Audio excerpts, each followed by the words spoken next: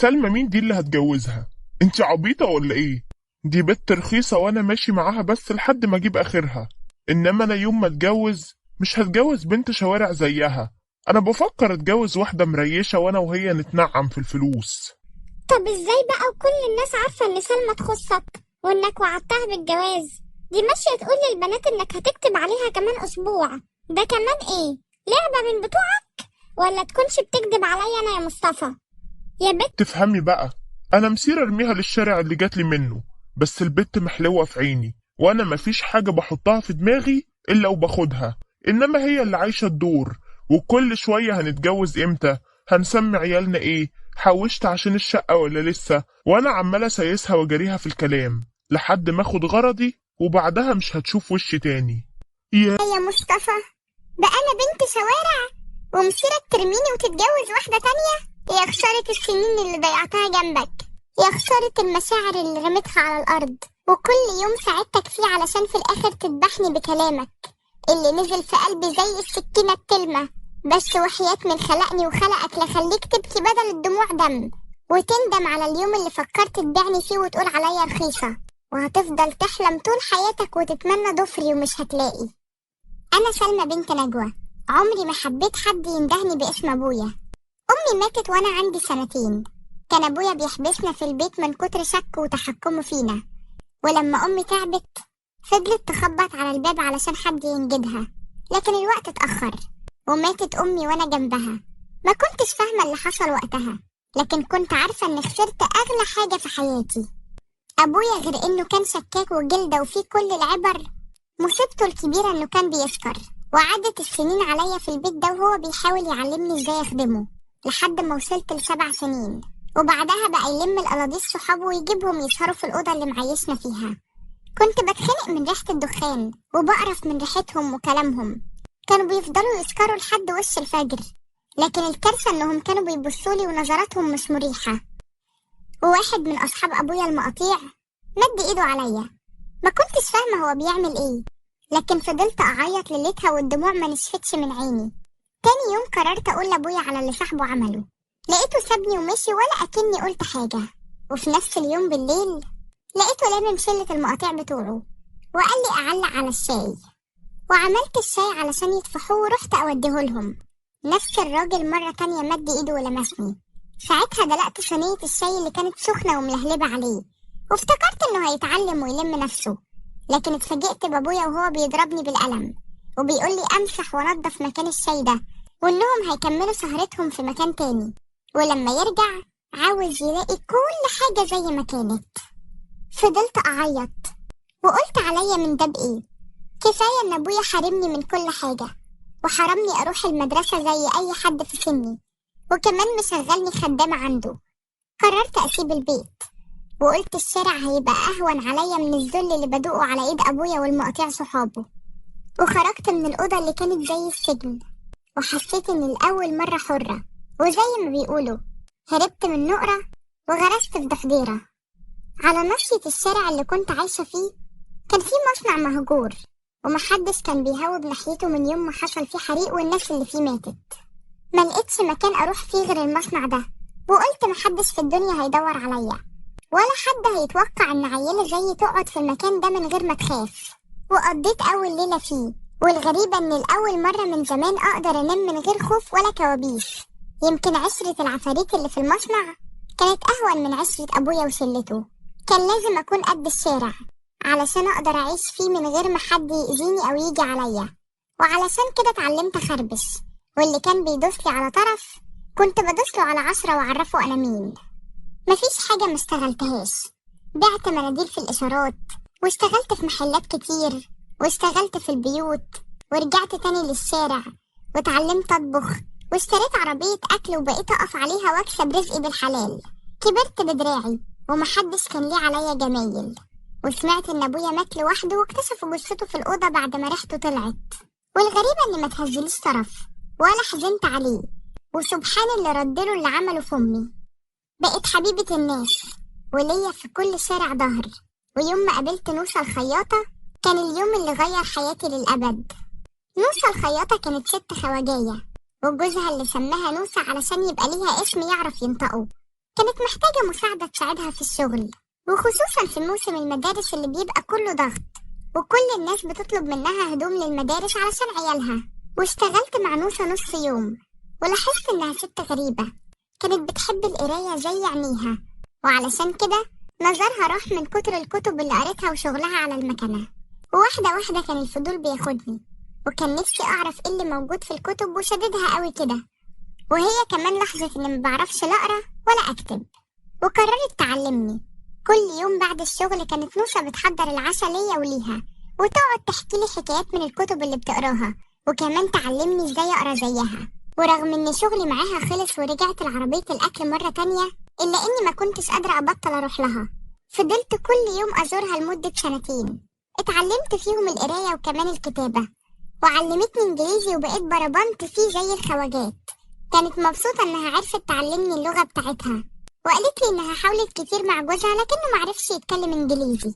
نوسة بعد ما جوزها مات ملقتش لنفسها ونيس ولا حد ياخد بحسها، كانت فاتحة بيتها للناس علشان تتونس بيهم، واشتغلت خياطة بالذات علشان الناس تجيلها وياخدوا بحسها. والأول مرة حسيت إني مش يتيمة، علشان نوسة كانت أمي اللي مخلفتنيش، وزي ما هي كانت بتحب القراية أنا كمان اتعديت منها. وكل يوم كنت بروح أخد من مكتبتها كتاب شكل، ولما خلصوا كانت بتصمم إني أحكيلها على اللي فيه، وكنت بقعد بالساعات أحكيلها وتحكيلي زي أي أم وبنتها. وفي يوم وأنا رايحالها لقيت الناس ملمومة على شقتها، عرفت إني خسرت البني آدمة الوحيدة اللي كانت واخدة بحسي في الدنيا دي.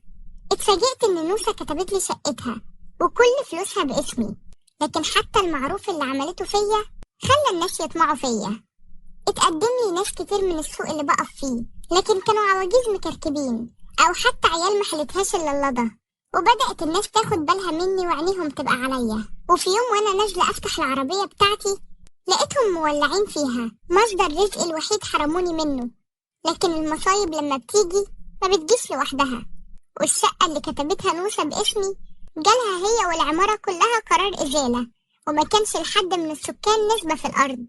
وطلعت من المولد بلا حمص، ورجعت من تاني للشارع معيش غير كام قرش ما ينفعوش حتى في يوم زي ده. الوحيد اللي وقف جنبي ساعتها كان مصطفى، كان عنده دكان صغير بيصلح فيه أجهزة كهربائية، قال لي إنه ممكن أبات في الدكان لحد ما أشوف له حل، ولولا كنت نمت في الشارع زي زمان. وعدت الأيام ولقيت شغل مرافقة لست مسنة، وكنت ببات معاها في الشقة. لكن مصطفى كان بيسأل عليا كل يوم، وفضل يكلمني لحد ما قال لي إنه بيحبني. قلت له الحب مش كفاية يا مصطفى، أنا محتاجة الراجل اللي يقف جنبي ويشيلني وما يخلينيش محتاجة لحد. قال لي وانا عينيا ليك يا سلمى، ده انت زنت البنات وتستاهلي كل الدنيا دي تيجي تحت رجلك وتقولك شبيكي لبيكي. قلت له يعني انت جد وناوي تتجوزني؟ قال لي وجد الجد كمان، لكن اديكي شايفه الحال على قده، واللي جاي من الدكانه يا دوب يكفي مصاريف علاج ابويا وامي واخواتي. قلت له من الناحيه دي ما تشيلش هم، انا هقف جنبك واساعدك، وما دام نيتك خير وغرضنا حلال يبقى ربنا هيفتحها في وشنا ويسهلها لنا. اعتبرت نفسي اتخطبت لمصطفى، وبقى هو راجلي وكل حاجه في دنيتي. كان كلامه الحلو بيخليني احس ان الدنيا اخيرا ضحكت لي، ورغم انه كان دايما بيحاول معايا الا اني كنت بوقفه عند حده واخليه يصبر لحد ما ربنا يجمع بينا في الحلال. كنت بجمع القرش فوق القرش علشان اجهز نفسي، وقلت لو خدنا شقة ايجار قديم تلمنا هنقدر نعيش مستورين. كنت بحلم ومستنية الوقت يجي والاحلام دي تتحقق. وفي يوم وانا بقرا الجورنال للست اللي براعيها لقيت اعلان عن وظيفة في شركة ملابس كبيرة، كانوا طالبين واحدة ست تشتغل مديرة في قسم الاستيراد عندهم، وكانوا حاطين رقم في خانة المرتب لو عشت عمري كله اشتغل مش هعرف اجمعه، ده غير العربية اللي كانت هتاخدها سعيدة الحظ لما تتقبل في الوظيفة. قلت لنفسي ناس ليها حظ وناس ليها ترتر. سمعتني الست صفاء اللي براعيها وشغالة عندها وقالت لي في ايه اللي شفتيه وشقلب حالك كده؟ قلت لها دي شركة كبيرة طالبين واحدة تشتغل عندهم. قالت لي طب ما تروحي تقدمي. ضحكت لحد ما كنت هتخنق وقلت لها وانا اطلع ايه بس؟ ايش جاب لي جاب؟ دول عايزين واحدة عندها خبرة 3 سنين على الأقل في البيع ودارسة إنجليزي كويس، وكمان تعرف تعمل صفقات وتتفق وتسافر وتروح وتيجي. إنما أنا لو اشتغلت هيشغلوني عاملة نظافة في الشركة. ردت ست صفاء وقالت لي: ما تستقليش بنفسك، انا شايفة انك بنت ذكية، ولو حطيتي في دماغك حاجة هتوصلي لها يا قروبة. ولا فاكراني مش واخدة بالي انك ضحكتي على ابني لما جيتي تتعيني وقلت له انك دخلتي كلية التجارة واتخرجتي ومؤهلاتك اكبر من انك تشتغلي الشغلانة دي؟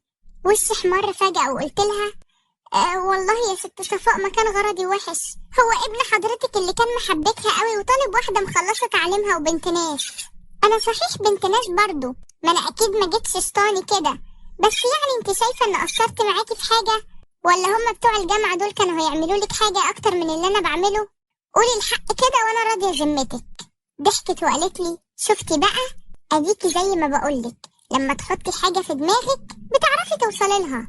فضلت ابص للاعلان ونمت وانا عمالة ابص فيه، وكلام الست صفاء كبر الموضوع في دماغي.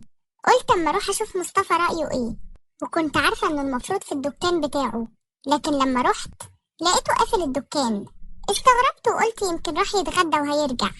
قعدت قدام الدكان استناه، لكن سمعت صوته وهو جوه، وما كانش لوحده، كانت معاه البت هبة اللي كانت شغالة معايا في محل الملابس اللي على الناصية. قبل ما اقرر اسيبه رحت ناحية الشباك وبصيت منه اشوفهم بيقولوا ايه، ولقيت مصطفى بيقول لها: سلمى مين دي اللي هتجوزها؟ انت عبيطة ولا ايه؟ دي بنت رخيصة وانا ماشي معاها بس لحد ما اجيب اخرها، انما انا يوم ما اتجوز مش هتجوز بنت شوارع زيها، انا بفكر اتجوز واحدة مريشة وانا وهي نتنعم في الفلوس. طب ازاي بقى؟ وكل الناس عارفة ان سلمى تخصك وانك وعدها بالجواز، دي ماشية تقول للبنات انك هتكتب عليها كمان اسبوع، ده كمان ايه؟ لعبة من بتوعك؟ ولا تكونش بتكذب عليا انا يا مصطفى؟ يا بت افهمي بقى، انا مسيري ارميها للشارع اللي جاتلي منه، بس البت محلوة في عيني، وانا مفيش حاجة بحطها في دماغي الا وباخدها، انما هي اللي عايشة الدور، وكل شوية هنتجوز امتى، هنسمي عيالنا ايه، حوشت عشان الشقة ولا لسه، وساعة ما اخد غرضي مش هتشوف وشي تاني. جسمي نمل ومبقتش حاسة برجليا. بقى هو ده الراجل اللي كنت مستنية منه يبقى سندي وظهري ويشيلني ويبقى جوزي؟ هو ده؟ يا مصطفى، بقى انا بنت شوارع ومصيرك ترميني وتتجوز واحدة تانية؟ يا خسارة السنين اللي ضيعتها جنبك، يا خسارة المشاعر اللي رميتها على الارض، ويا خسارة كل يوم ساعدتك فيه علشان في الاخر تذبحني بكلامك. بس وحياة من خلقني وخلقك لخليك تبكي بدل الدموع دم، وتندم على اليوم اللي فكرت تبيعني فيه وتقول عليا رخيصة، وهتفضل تحلم طول حياتك وتتمنى ضفري ومش هتلاقي. كبرت في دماغي اني اروح اقدم في الوظيفة دي، كنت متأكدة 100% اني هترفض وهعمل من نفسي نكتة للناس تضحك عليها، لكن ما كانش قدامي حل تاني. ما هو الغريق بيتعلق بقشاية، وانا كنت بغرق ومحدش كان هيمدلي ايده.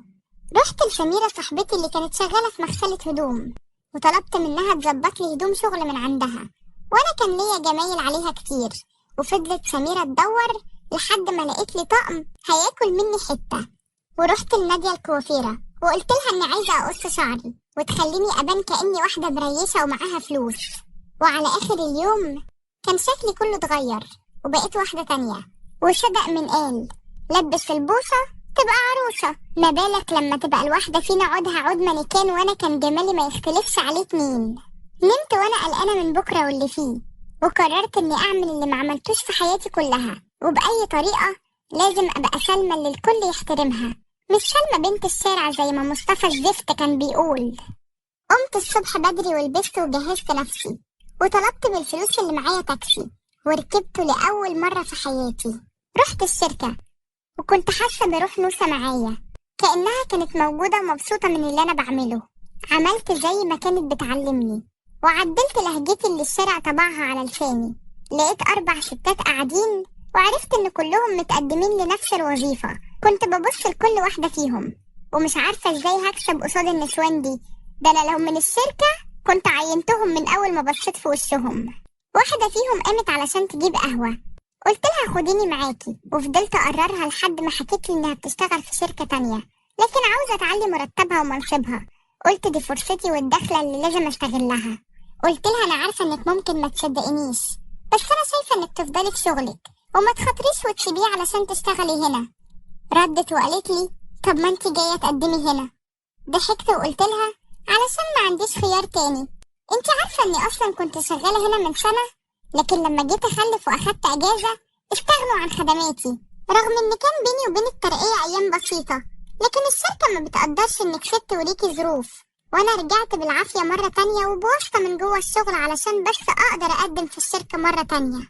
وبصراحة لما شفت الدبلة اللي في ايدك قلت هو نفس السيناريو بيتكرر، وبالعكس الشغل هنا اللي انت شايفاه فرصة وما تتعوضش مجرد فخ بيداري على سياسة الشركة اللي ما بترحمش. من نظراتها وملامحها قدرت اعرف اني فعلا خوفتها، واتأكدت اكتر لما ردت وقالت لي بجد ما كنتش متخيلة كده، انا فعلا فرحي كمان شهر بالظبط، وكنت معتمدة اني هاخد اجازة بعد الفرح. ضحكت وقلت لها انت طيبة والله، حتى لو هيسيبوكي تشتغلي هنا بعد الاجازة انت ما ينفعش لا تسافري ولا تاخدي اجازة قبل سنة كاملة من الشغل. اسأليني انا جربت وعارفة.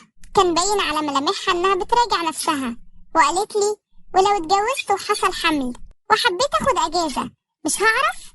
لا بجد، ده انت ربنا بعتك ليا من السما. انا كنت مفكرة ان شغلي وحش، بس ده على كده نعمة. هو صحيح المرتب اقل، لكن كفاية ان وقت ما بحب اخد اجازة بقدر اخدها.